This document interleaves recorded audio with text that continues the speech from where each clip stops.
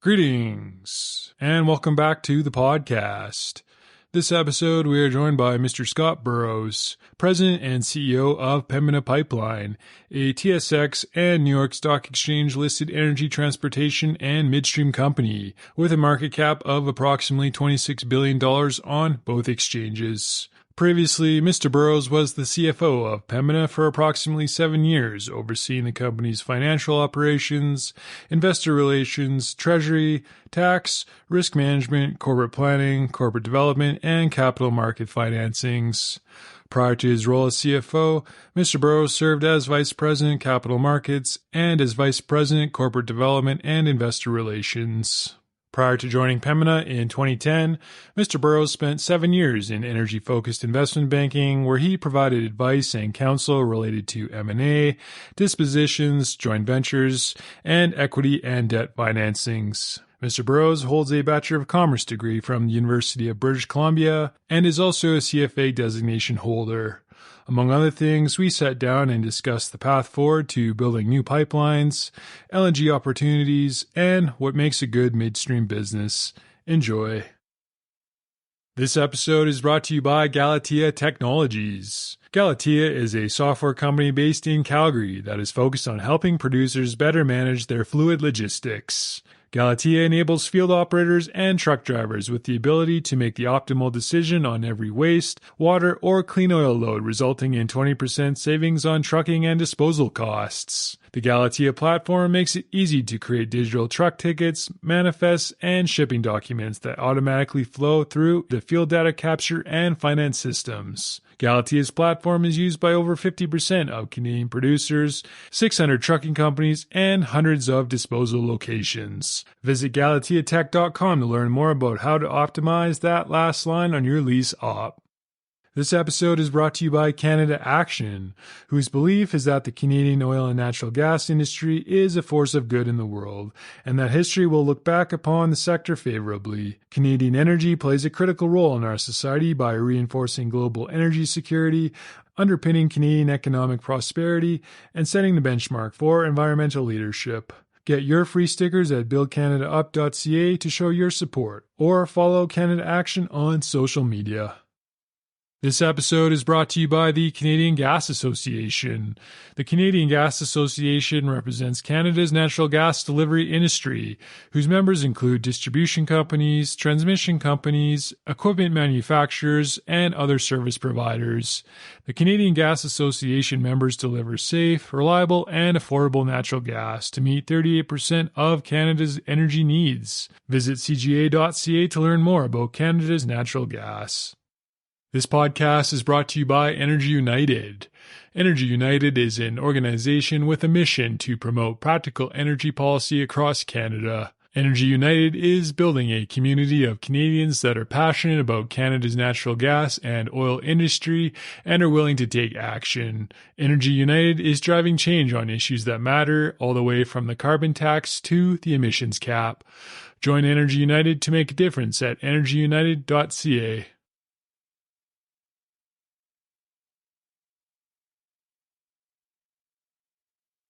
Good afternoon, Mr. Burrows. Thank you very much for doing this. Thank you for having me, Trevor. I'm looking forward to it. I know your time is valuable, but there are a lot of people out there that will appreciate your insights. You're also similar to a few other past guests in the sense there's no handlers. It's a direct line of communication, maybe like a Neil Rosell or Bob Chazon, so maybe a correlation to your success. Also an inquiry from Twitter on how you are the most handsome CEO in Calgary, so yes, I've got that going for you too. That seems like someone planted that, probably Marty Staples. Yeah. You are the CEO of Pembina Pipeline, but to start from the top, maybe, to get it right from the source, what is Pembina Pipeline? So Pembina Pipeline is a leading energy transportation and midstream provider. We've been in service for over 7 years. It's actually our 70th anniversary right now. And, started very much with the first pipeline delivering oil from the Drayton Valley field into Edmonton onto the exports, and has grown obviously pretty significantly over the years to our current footprint where we are today, where we essentially have close to 3 million barrels a day of pipeline capacity, which makes us one of the leading pipeline companies in North America, especially here in the WCSB. We have 10 million barrels of above ground storage. Again, a leading market position when it comes to above ground storage. We have 5.4 BCF a day of gas processing, which makes us the largest third-party gas processing company in Western Canada. We have 115,000 barrels a day of condensate stabilization.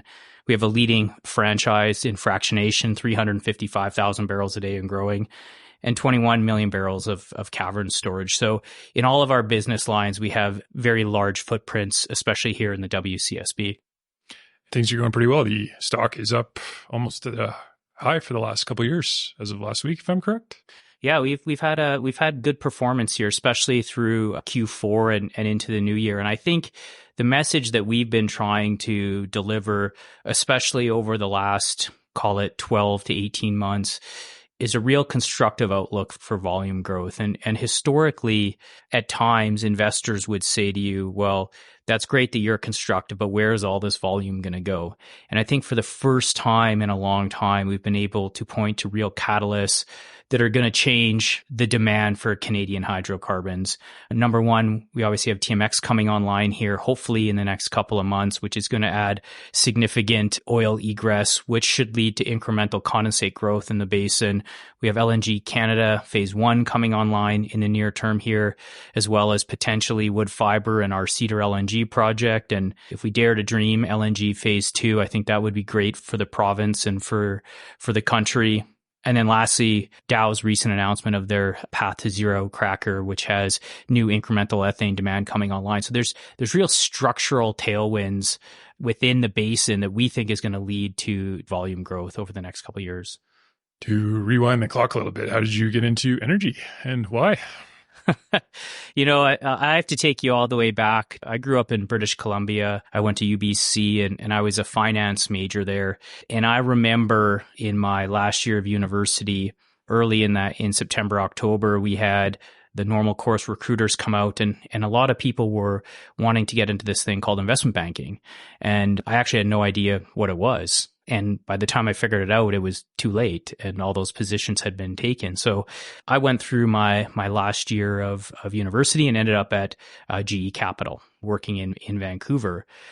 But having understood what investment banking was and stayed close to it, it was on my mind and it was something that I was interested in getting involved with. And so I continued to check your kind of normal job postings post GE Capital, and a job came up at Scotia Capital for investment banking analyst here in Calgary. So I applied for that job and was lucky enough to get that job, and I'll explain that in a second. And that's how I ended up in Calgary. But for me, I can't say that energy was on the radar. It really was about trying to get into investment banking. I came out here for my interview, and that would have been 2003. And I still remember in one of my interviews, the individual that interviewed me, he was talking about his history with Golf Canada. And I thought he was talking about GOLF golf, like the sport, not GULF, the company. And so somehow through that embarrassing moment, I still got the job. So that kind of shows you, I didn't grow up in an energy family. I didn't grow up in Calgary. I truly was, just a finance major looking to break into investment banking. Was lucky enough to get the job, and it's been a wonderful career so far. What makes a good midstream company to you? Some say it's the franchise and or the unique service offering, but from your perspective, what makes a good midstream company? I'd put it with three pillars. Number one, you do need good assets. When you think about the scale that assets bring in terms of being able to bring cost efficiencies, being able to work with your customers, there's no doubt that having good quality assets is a key differentiator. I also think having assets in the right location. When you think about this basin, what drives so much of the results is good resource and good rock. And you need to have midstream assets that are in the right resource. And that's critical to having a strong midstream company. In conjunction with that, I think you need great customer service. We often talk here that we're no different than, say, a WestJet, for example. We are in the customer service business. We need to provide good service to our customers. We need to provide cost competitive service to our customers, and we need to be able to meet their growing demands when required. And in addition to all of that, we need great people. This business does not run without amazing people, both here in the head office, but more importantly on the front lines. You think back to, we're sitting in our office right here, it's minus 25 outside, and we have individuals out in the field making sure valves are open and closed, loading rail cars. The frontline workers, I can't say enough about what they go through with the wild conditions here in Alberta and BC. And so a tip of my hat to them and everything that they do for our company and for the industry. Nowadays, it's difficult to build new pipelines. So in order to create a unique franchise without raising lots of equity or debt, how do you do that? Is it through greenfield expansion, or are you leaning more on brownfield expansion these days? It's always a mix of both of those. And it goes back to my previous comments. When you have a really good franchise and you have really good assets, you can often find ways to debottleneck and expand those assets at a reasonably competitive price that works for us and works for our customers as well. We're lucky that we have a pretty large pipeline footprint across the WCSB. And so we're always looking to stay ahead of our customers' needs and continuing to grow it. Where our assets are located, we're generally in Alberta, we're in BC. So we have regulatory regimes that are generally constructive to building out new infrastructure. Over time, we've also bought into or acquired incremental assets like Alliance when we acquired Veresen, and more recently are looking to consolidate that through our recent acquisition. And so for us, we think about a platform.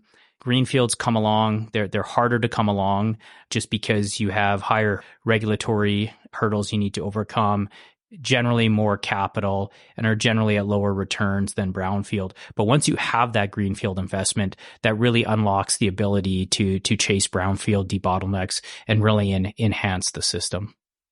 Do you have a preference as of today? For me, I like a portfolio of projects. When I think about our capital program, it's nice to have brownfield opportunities because they are generally more attractive from an economic return perspective. But greenfields, often what I like about greenfields is it gives you a new platform to build off of. And then every now and again, you have a larger project that you throw into there as well, like a Cedar LNG or, potential ammonia plant. So those are great projects. They're just more complicated, and there's a longer cycle time to capital. And so for me, it's nice to have that healthy mix of brownfield, greenfield, and then larger scale greenfield projects as well. The trouble with building a physical asset is it requires capital to do so. In the last little bit with rising interest rates, how do you think about that in terms of building out things and weighing that against raising equity? What are your thoughts on that? So for us, we have taken our payout ratio. When I joined Pembina in 2010, we had just come out of the royalty trust era. We actually had a payout ratio of 100%. So we were paying out 100% of our cash flow in dividends, which really meant that any incremental brownfield or greenfield opportunity had to be funded with incremental debt or with equity. We really started to reposition the company.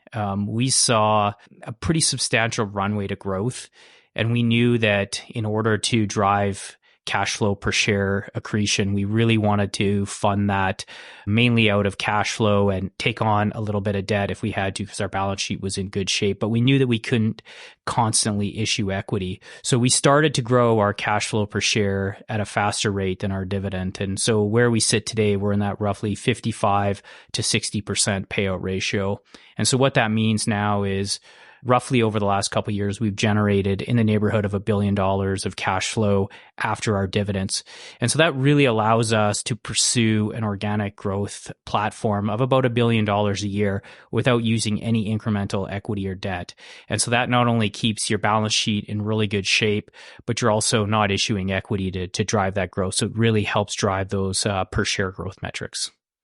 Currently, the political environment is not in favor of building new pipelines.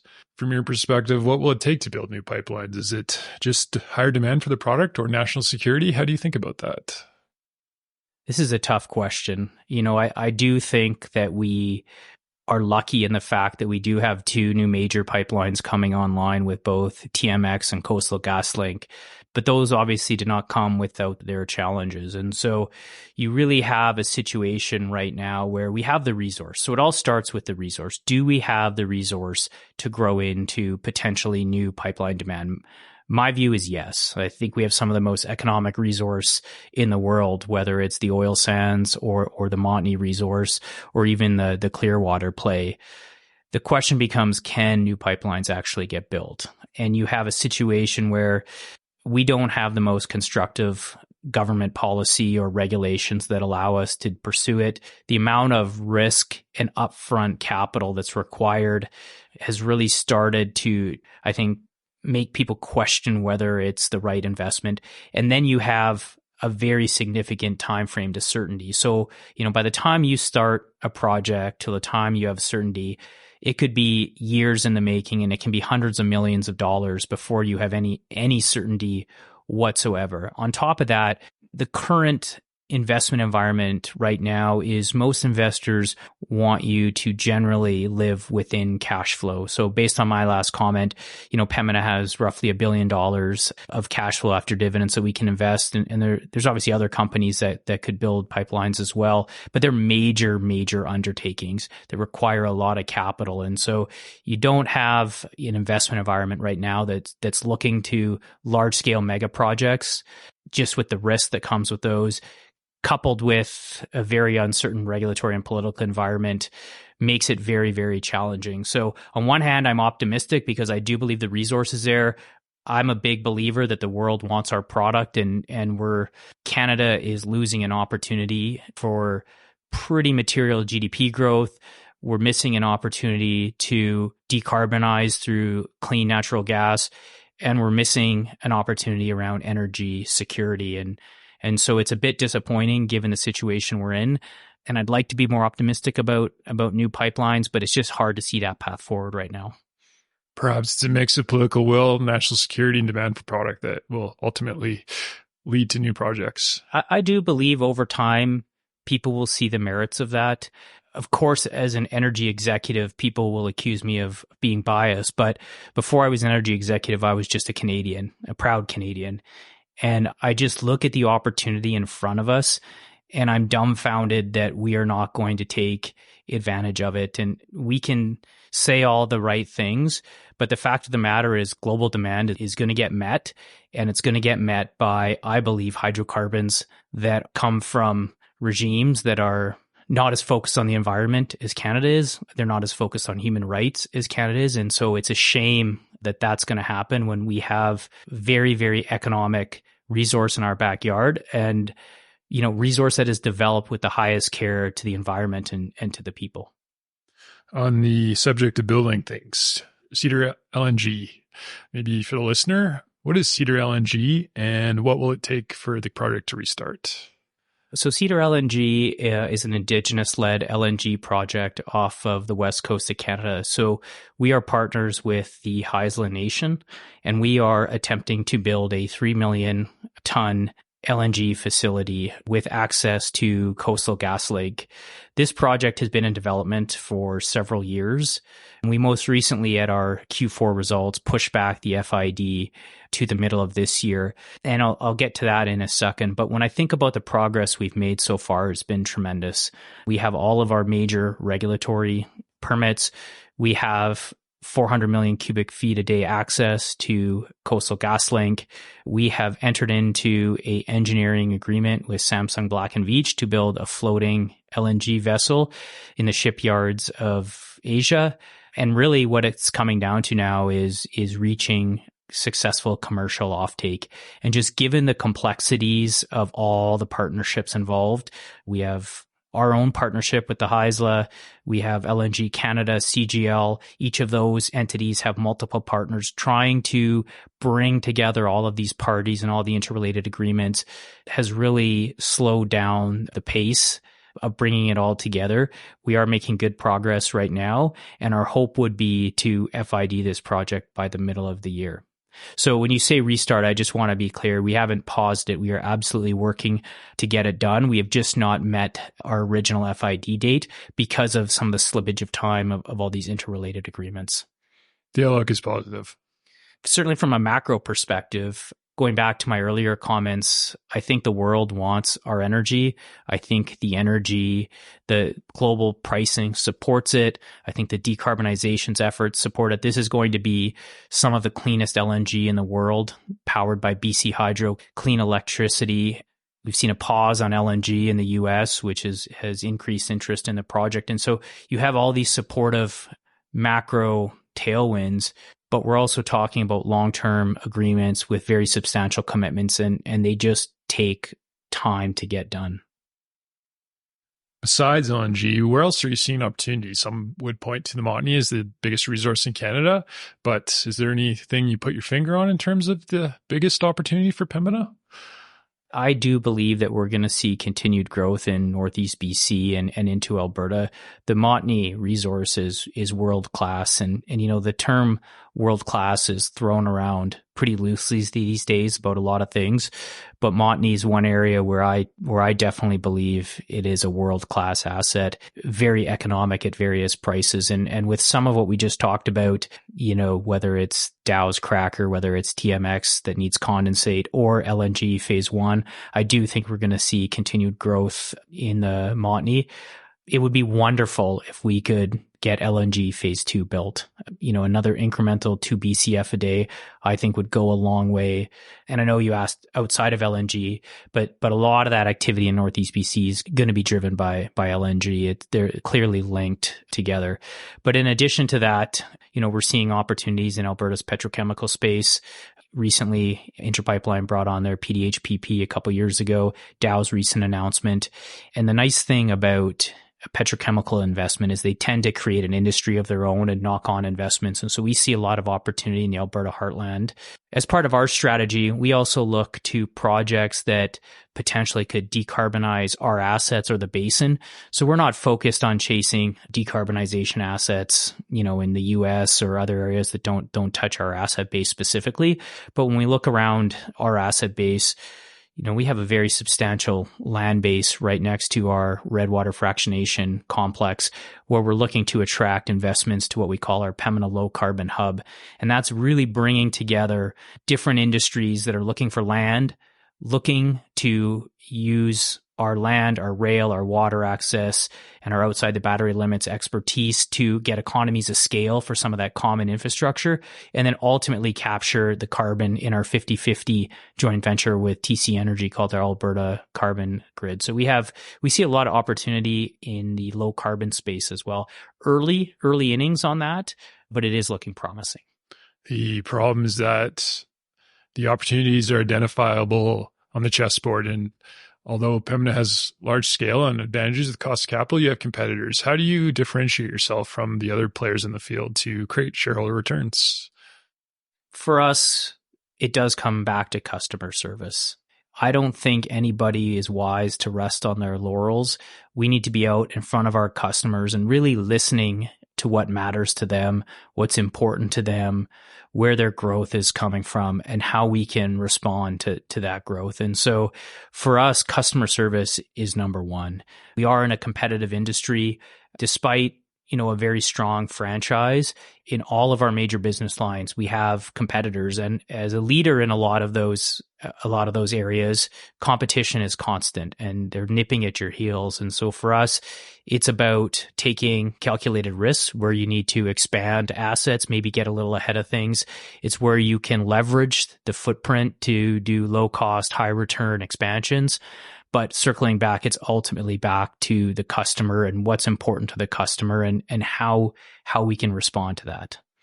The thin line between speculation and investment is tough to determine sometimes. In the case of maybe like a Cedar LNG, how do you think about that aspect where some things are out of your control and like government approvals and whatnot?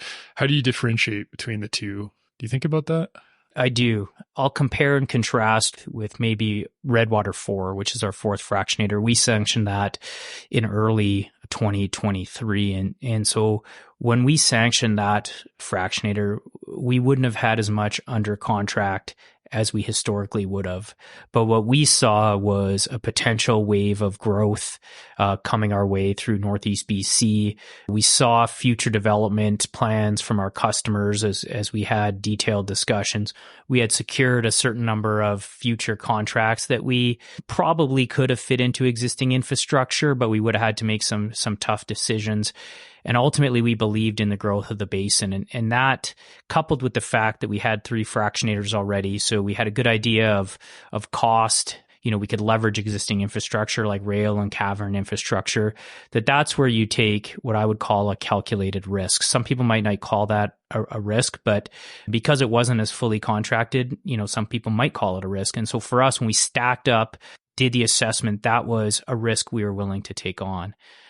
If I contrast that with a Cedar LNG, Cedar's multiples of the size of RFS4. And so just by nature, size matters. RFS4 is, call it $460, $70 million.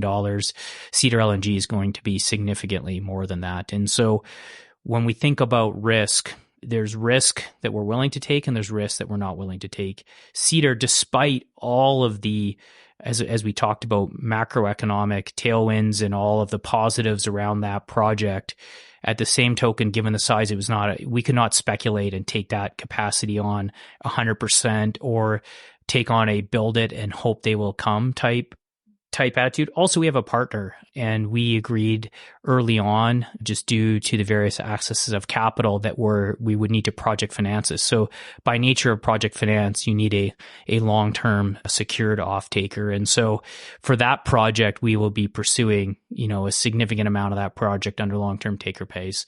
So when I think about risk, some of it is, how much is under contract? Where is it your core business? Where do you have insight? Where do you bring something special to the table? In Cedar's case, there were just too many risks that would stack up that by nature would require us to take on long-term contracts to get that across the line. Also, on the subject of risk, some investors would be concerned about the debt loads in a midstream company. How do you think about debt in terms of Pembina and making sure that it's manageable? So for Pembina, we've always tried to manage a very conservative balance sheet. And I think that that's something that's recognized by our investor base.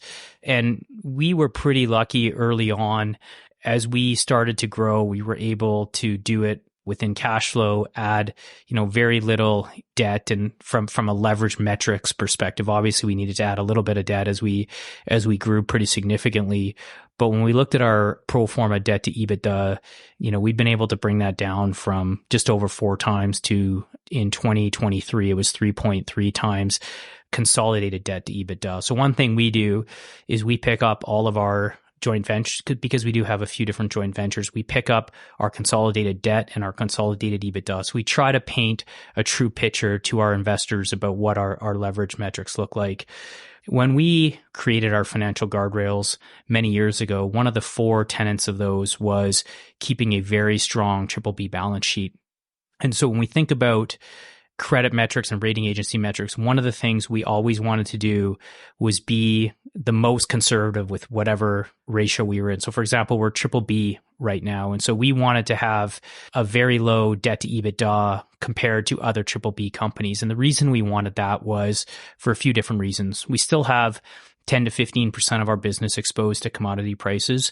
So we wanted to be able to weather a downturn in commodity prices. Rating agencies over time have changed their methodologies. So we wanted to ensure that in a surprise methodology change that we weren't impacted.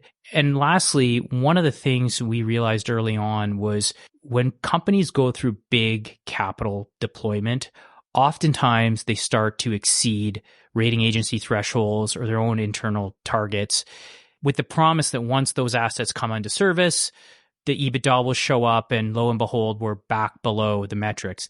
Oftentimes that hasn't played out either because of cost increases on projects, EBITDA hasn't shown up as expected, or companies continue to grow. So it's a treadmill and you never really get below it. And so we purposely modeled it out where in our peak capital deployment, where we have all of the capital deployed, but we don't have the EBITDA yet, we would still be well within rating agencies' downgrade thresholds. We really protected against that downgrade. And I think that was a little bit of a different tack that we took than some of our peers. And it was to always manage in peak spending, to have a conservative balance sheet so that we never got caught by one of those three forces and therefore got downgraded. And that's important because we see what happens when you get a stressed balance sheet. Companies get forced to sell assets. Oftentimes you have to sell crown jewels to get maximum value, or you get forced into an equity offering. And if the financial markets are sophisticated, if they think equity's coming, it's not a good day for your share price. And so conservative balance sheets has always been something that we've pursued. And I think it's just important. I'm a big believer that having a conservative balance sheet is one of the best defenses you can have as a company. Just a quick thank you to one of our sponsors, and we'll be right back to the show. This podcast episode is sponsored by Conate Water Solutions. Do you need cost-effective water sourcing options to supply your next drilling or completions program? Conate Water Solutions is a specialized hydrogeology company focused on water well drilling, testing, and water management services in Western Canada and Texas. Contact info@conatewater.com or check out conatewater.com for more details. Maybe some thoughts on strategy and corporate philosophy, if that's okay? Yeah, absolutely. When I became CEO in 2022, one of the first things we did with our board was relook at our strategy, retest it. And so we stepped back, we looked at our strategy from a commodity by commodity lens. So often people think about Pembina through our three divisions: pipelines, facilities, and marketing. But we actually deconstructed it and looked at it commodity by commodity. So, and when I say that, not just natural gas liquids, we looked at it from an ethane, propane, butane, condensate perspective, because those commodities go across all of our divisions. For example, a propane molecule gets transported in our pipeline division, it gets processed in our facilities division and marketed through our marketing. And so we really wanted to have a deep understanding of the global and narrow down to the North American and then to the Canadian outlook for each one of our products and the supply and demand and what that meant for future growth opportunities. And so we spent most of 2022 taking the board through that thought process. And what became clear for us was that the strategy we were generally on was robust. And that really gave us the confidence to continue to pursue the strategy that we were on. And so when we think about our strategic priorities, we really have it broken down into 4 strategic priorities. Number 1 is to be resilient. We have to sustain, decarbonize, and enhance our business. So I think the most important thing is we absolutely decided not to pivot away from our core business. We love our core business. We think it's essential. We think we have a great franchise, and we think we have a lot of growth opportunities within that core business. To thrive, we want to invest in energy transition to improve the basins in which we operate. So going back to some of my earlier comments, we see opportunity within energy transition, but we see it around our business. So it has to have a link to our business or to our customers' business to make our basin better. We're not interested in, wind farms in Manitoba or something. It's just not core to who we are. But if we can invest in ammonia projects that burns Alberta natural gas, and we can capture that carbon in our Alberta carbon grid, that's a clear link to our strategy. The third pillar was to meet global demand. We want to continue to transform or export our products. So again, when we did our strategy, it became clear that global demand, whether it was for crude oil, natural gas, or natural gas liquids, out to 2030 and out to 2050 was more robust than North America. And so we want to continue to look for opportunities to either export our products off the West Coast or transform them into higher value products. For example, we recently did a supply deal with Dow Chemicals for their new cracker. And then lastly, to set ourselves apart, we want to create a differentiated experience for our stakeholders. So again, really, really focused on employees, customers that we've talked about a few times, investors, and the communities that we operate in. When you become CEO, everybody wants to be your friend. But some people's agendas are hidden and maybe not the best intentions. How do you balance that with the fact that it's a close-knit industry and you need to keep relations, so to speak? Time is our most valuable resource, and that's a little cliche to say, I know, but it became apparent to me very quickly the amount of requests and time that people want from your calendar. And that's okay. It comes with the territory. I'm not saying that as a negative.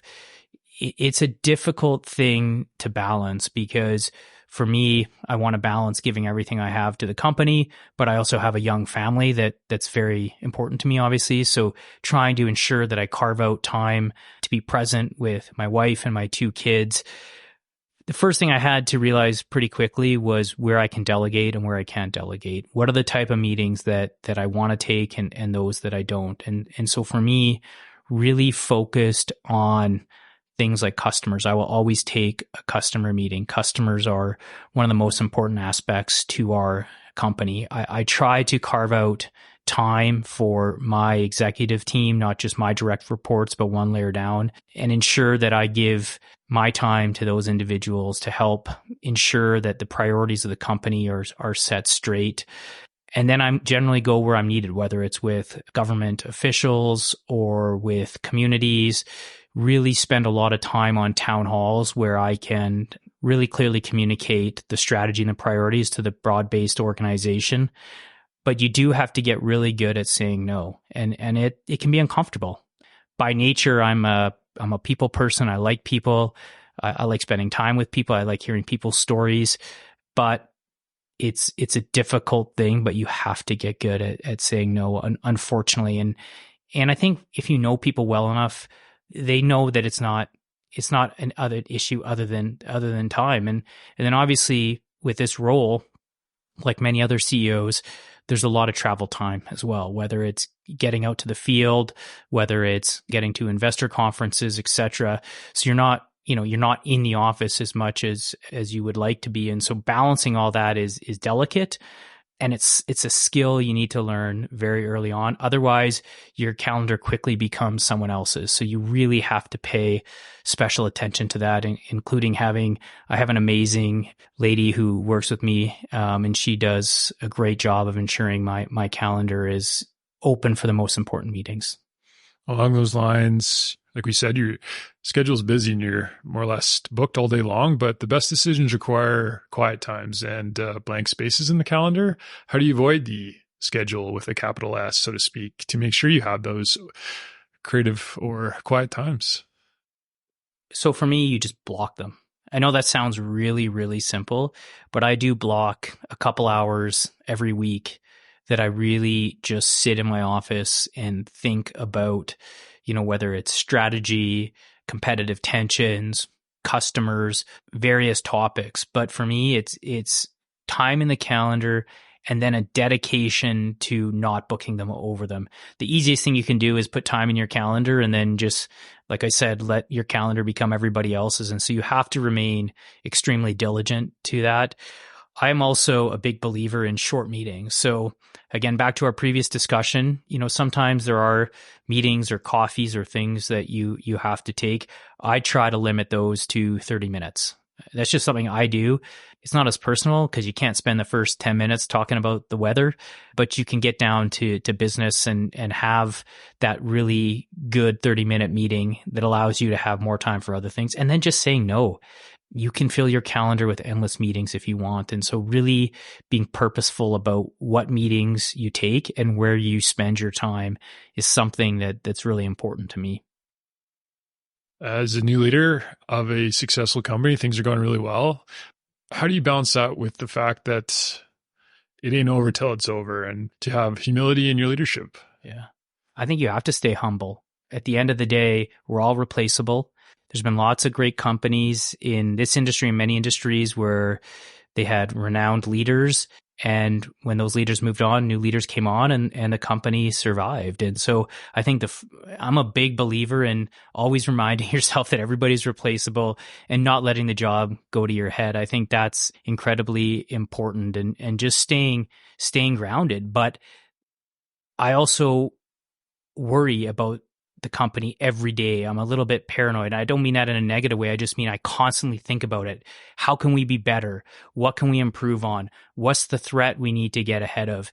It is I joke around, but I say all great leaders are a little bit paranoid just because you have to be worrying about what's next, what's coming around the corner, and really trying to get ahead of what could be coming, and not always in a negative. It's also how to grow the company. What's the next puzzle piece we need to put together? How do we expand a product offering? So for me, you can never rest on your laurels, especially in a competitive industry, in a competitive basin, because if you close your eyes for a second, someone's going to sneak up behind you. And so just that constant care to the strategy and making sure that we're delivering is something that I live by. Like we said, your schedule is busy and there's not much time in the day. You're bombarded with lots of info and there's a lot of noise in the markets. What to you is the best signal in terms of managing the business, the data, the operations, acquisition opportunities, or what do you look at day to day? I have a pretty standard routine, to be honest with you. I get in pretty early. There's a few of the sales notes and commodity price forecasts that I get updated overnight. And really, I would say my morning generally starts with a review of the macro environment in terms of just where pricing is, what's going on in our industry. That would be my morning routine. And then for me, I'm a data person and a people person. And so for me, I really focus on KPIs. I focus on what the numbers are telling me, because numbers don't lie. But at the same token, I'm a big believer in culture. So making sure that I'm out talking to people, understanding what's going on in the organization. Do we have any hot spots? How can we improve?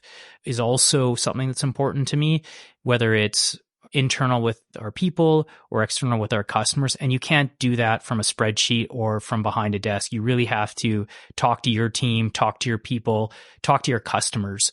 If you're not talking to people, you don't really have a good sense of what's going on. So it's a bit of a hard question, to be honest with you, because on one hand, I very much value fact-based evidence around numbers, but at the same token, I don't think you can use those without having a pulse on your people and your customers. So talking to people sounds very simple, but it provides great insight into the business. On the subject of relationships and talking to people, Mick Dilger was a big part of Pembina's growth through the years and your career, but how important has Mr. Dilger been to the success of the company? Mick's been a great advocate of mine for quite some time. I met Mick many years ago when I was at Scotia, and we did a few things together when he was here at Pembina. We're in the trenches on a few transactions. Some were successful, some didn't go ahead. And when I was looking for a career change from investment banking into the corporate world, I still remember having coffee with Mick, and he was a mentor to me, and I was telling him about my situation, and lo and behold, a couple months later, an opportunity opened up at Pembina, and he brought me into the company. And so that was a long time ago now.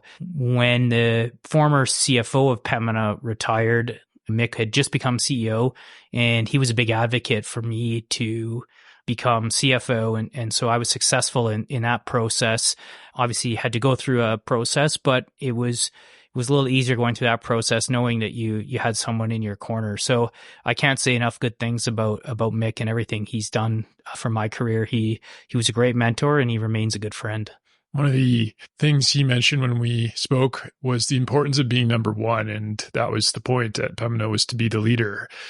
How important do you think that aspect is with the culture of Pembina, is that the point is to be number one in the sector?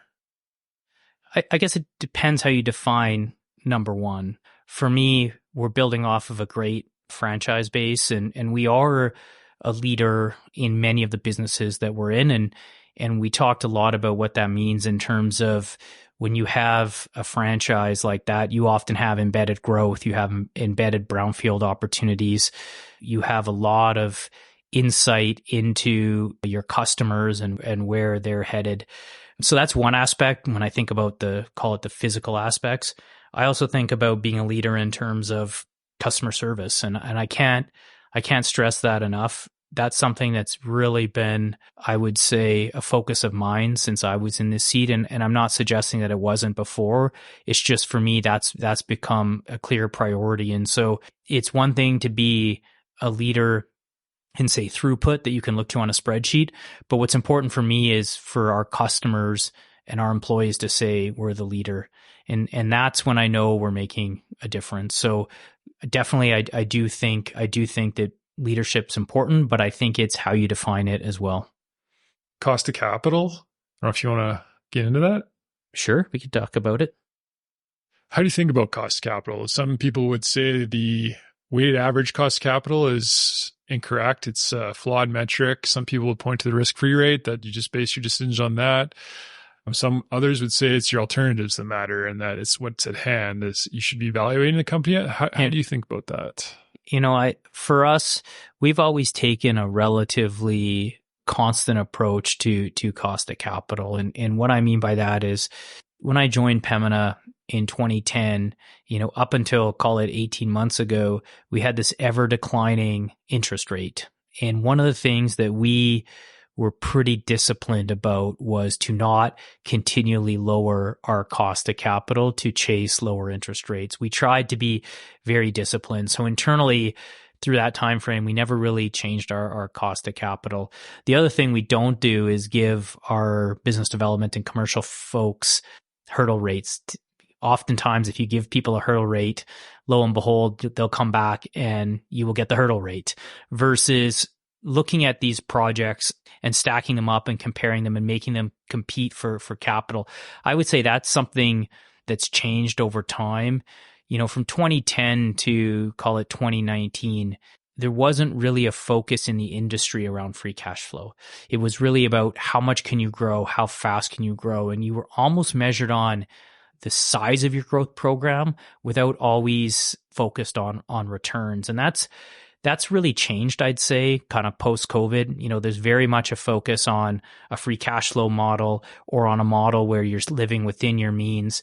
And that really, if you do have a lot of growth opportunity, means that all these opportunities need to compete for capital. And so oftentimes now we're finding the projects that we're turning away are around that cost of capital or just above it, versus some of the other alternatives we have that are far exceeding it, especially with those brownfield opportunities.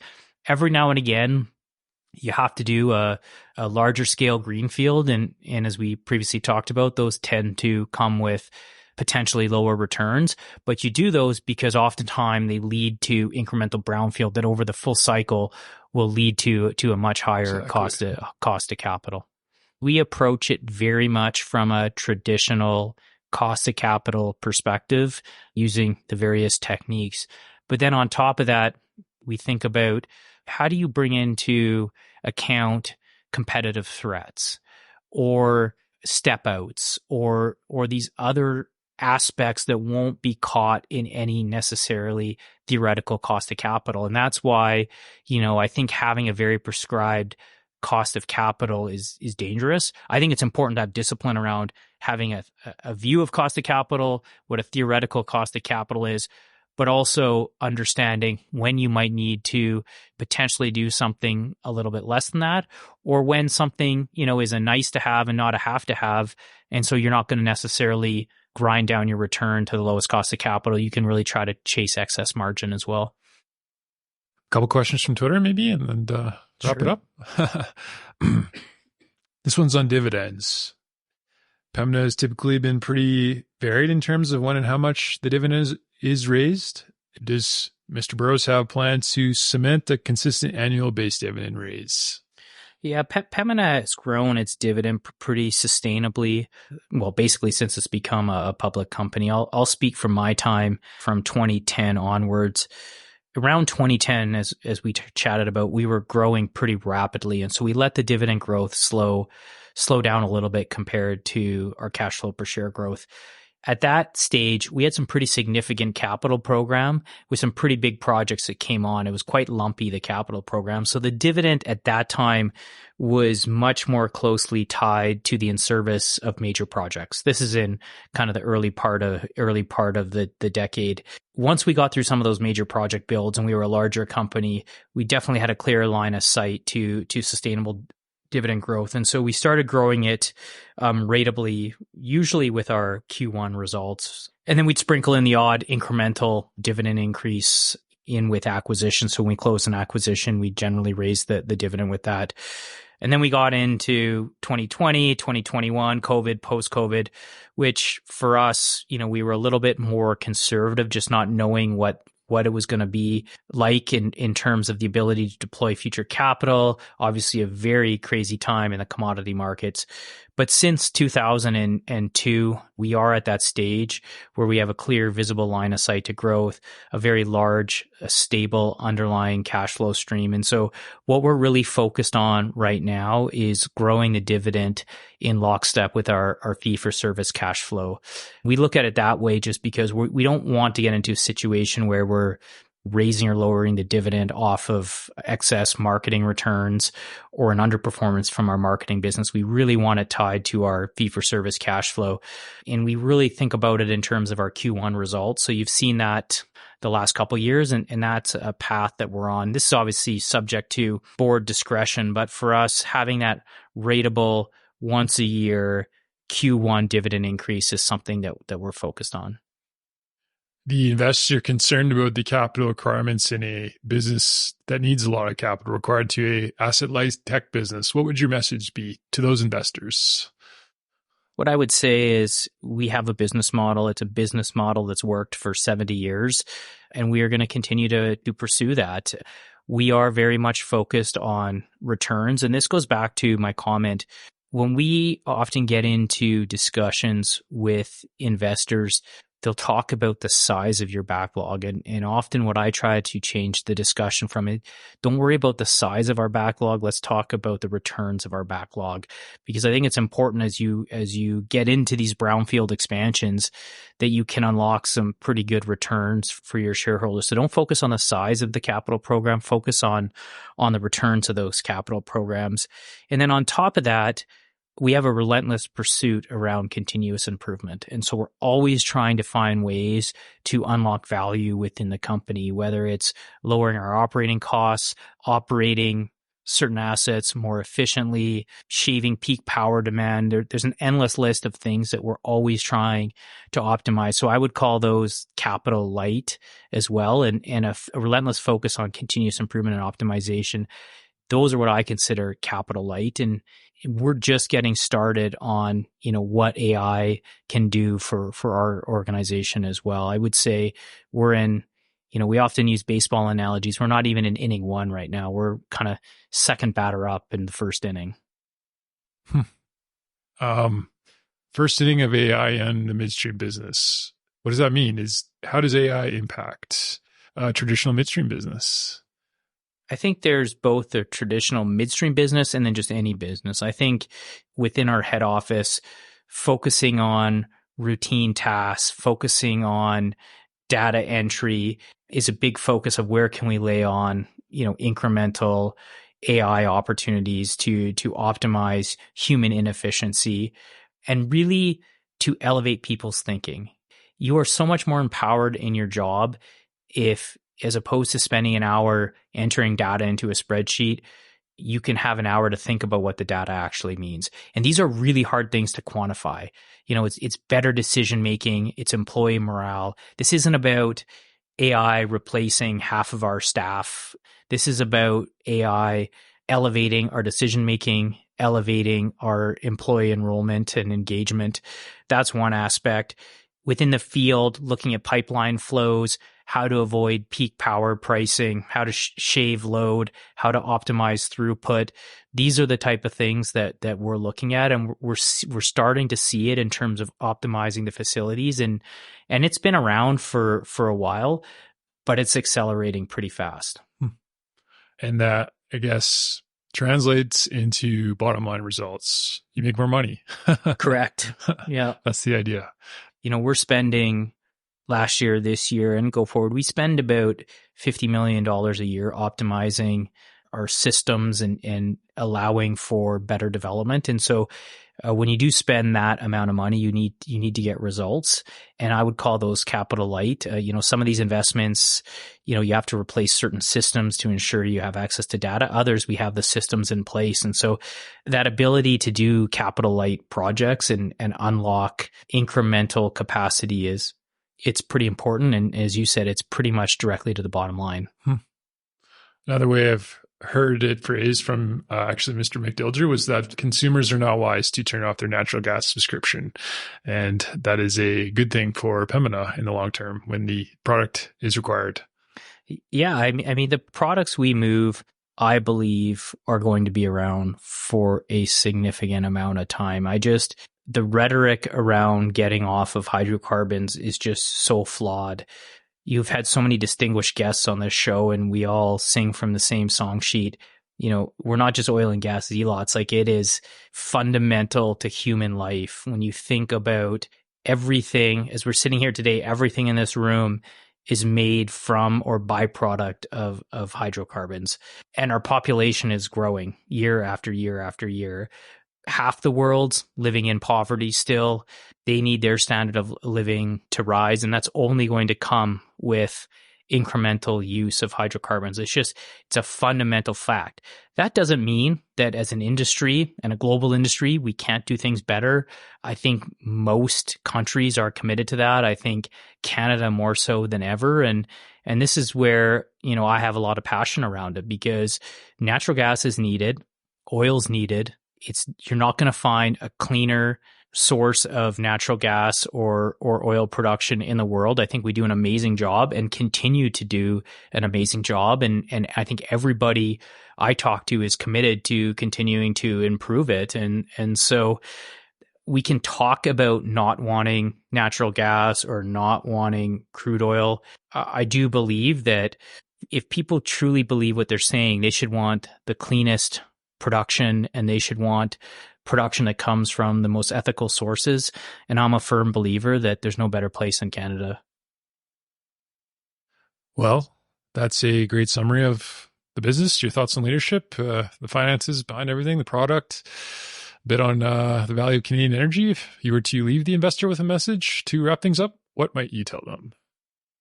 If I was to leave the investor with one comment, I would leave them with the thought that I think Canadian oil and gas is just getting started. I do believe that there is a long runway to growth. I believe that we have a very resilient customer base that is in, probably the best financial shape that they've ever been in, at least in my career. We have an entrepreneurial workforce within this province that I believe is going to continue to find more efficient ways of finding our hydrocarbons. I think we're going to continue to find ways to decarbonize our hydrocarbon production. And with a little bit of help, both provincially and federally, I would say that there is a long runway of economic growth. And I really would like the message to be heard not just in Alberta, but in BC, in Ontario, in Quebec. And it's a shame that we are where we are today in terms of the sentiment towards Alberta and to hydrocarbons, because I believe that our energy industry is nation building. It's a lot like the National Railway. I think it has huge benefits for all Canadians. When you think about healthcare, when you think about our education, so much of that is funded by this industry. And I think we need to stop pointing at all the negatives and look to some of the positives and really start to have people across this country understand that narrative. Also, with the LNG opportunities, perhaps lowering the carbon intensity in other places like Asia as well. Yeah, it's a great comment. When we started with Cedar LNG, we often heard, well, show me how that LNG is going to shut down a specific plant in Asia and lower the coal emissions. And that's not an easy thing. It goes into grids. It's about displacement. It's about not building the next coal plant as populations grow. So I don't want to call it a leap of faith, because it's not a leap of faith at all, but you have to believe that natural gas is cleaner than coal, which is just a factual statement. And then you need to believe that over time, coal will be displaced, just like it's been in Alberta, just like it's been in the US. We're seeing that. But even if it's not specifically shutting down a coal plant, if the next plant that gets built in Asia is gas as opposed to coal, that's still a good thing. And that's what our customers want. That's what our trading partners want. Everybody wants it, except for, as a Canadian government, we just can't find a way to make it happen and satisfy our commitments to our constituents and some of the, I'll call it, global commitments we've made. And I think we need to step back a little bit from that rhetoric and look at the bigger picture and listen to what people are saying. And I think if you do that, you will see that we have a beautiful opportunity in front of us. Well, I think that's a great place to leave the formal conversation. I really appreciate your time, and a lot of people out there will also. So thank you. Thank you for your time. Really appreciate it.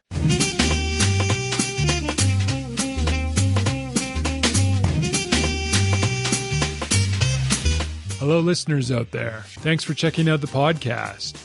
Hopefully the episode provided some insights. If you enjoyed the show, check out trose.ca where more episodes are yet to come. You can also subscribe to the podcast where your token of support is much appreciated. Until next time, happy coffee drinking.